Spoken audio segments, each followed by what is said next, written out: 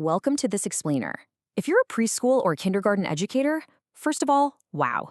Thank you for the incredible foundational work you do every single day. Today, we're diving into some truly fascinating material on early science training. We're going to look at a massive paradigm shift in how we approach this. We're talking about evolving our teaching methods way beyond standard sensory activities to literally build young children's thinking through active exploration. So get ready, because what we're covering today offers a completely fresh perspective on how you can plan your classroom activities. Okay, let's dive into this. First, we'll look at building a strong foundation. Second, leveling up activity planning. Third, education in the AI era. Fourth, Piaget's cognitive theory. And finally, the 7 foundational skills. Section 1. A strong foundation. Affirming your current practices. I bet a lot of you recognize these level 1 practices. Right now, there are absolutely brilliant activities happening in classrooms with 2- and 3-year-olds. We're talking about hand movements, hand-eye coordination, engaging the 5 senses, rich sensory experiences, and simple exploration. And let me tell you, this provides an amazing foundation. It completely proves that you understand a fundamental rule of teaching. Activities, they aren't just for fun, and they for sure aren't just for snapping cute photos to send to parents. And that brings us to a really core truth. Activities must have developmental meaning. This exact philosophy is our springboard today. It's the key that allows us to confidently take our teaching and the kids' learning entirely to the next level. Section 2. Leveling up activity planning. The paradigm shift. Now, what's really interesting about this slide is the direct comparison between where we are right now and where we're headed. On one side, we have level 1, hands-on, sensory, and motor-based activity planning. It's great, it's absolutely necessary, but you know what? It's just the beginning. Over on the other side is level 2. Cognitive learning and thinking skill-based activity planning. This is our new, elevated goal. The idea here isn't to just toss out level 1. No way. It's about layering level 2 right on top of it. The focus shifts to explicitly targeting how a child's brain processes the activity, not just how their little hands are interacting with it. Section 3. Education in the AI era. Why we need to shift.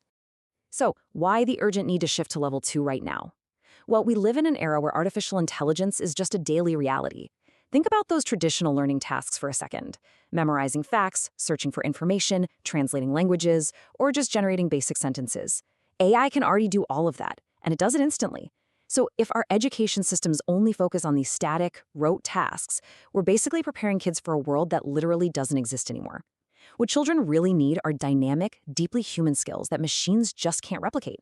They need reasoning, creativity, problem-solving, and communication.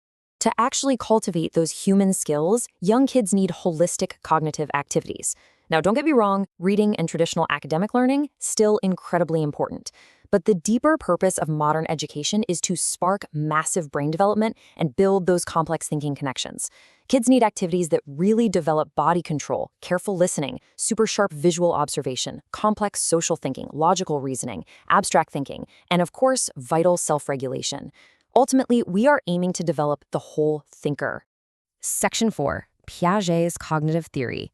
The why behind the how.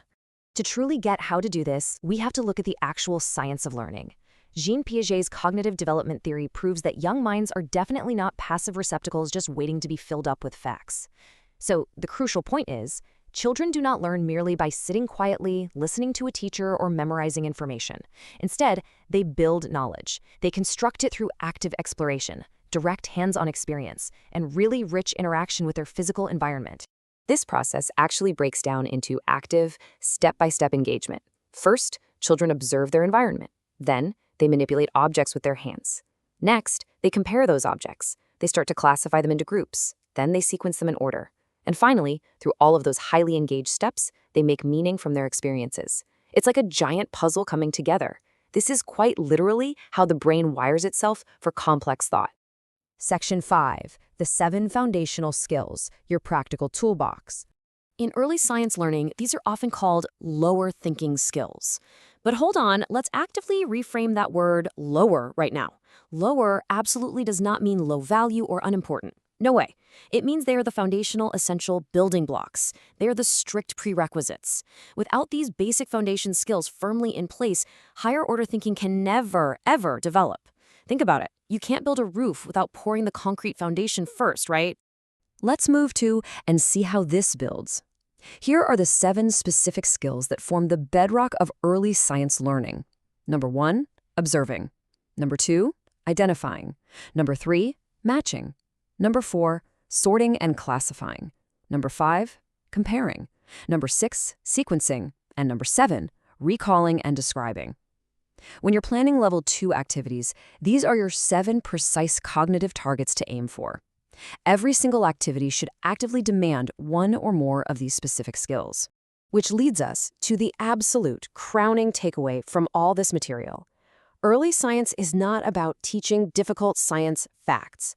Early science is about helping children think. I mean, how powerful is that? It isn't about trying to force toddlers to memorize the periodic table or recite complex equations. The goal is so much deeper. It's about giving them the actual cognitive tools they need to process the whole world around them. So as we wrap up this explainer today, I want you to consider this final, somewhat provocative question. Are your activities just for fun, or are you building the thinkers of tomorrow? Because every single time you plan an activity, you have this amazing opportunity to move beyond level 1 and really embrace level 2. You have the power to foster real observation, deep reasoning, and incredible creativity. Thank you so much for exploring this material with us, and honestly, have a blast leveling up your classroom activities.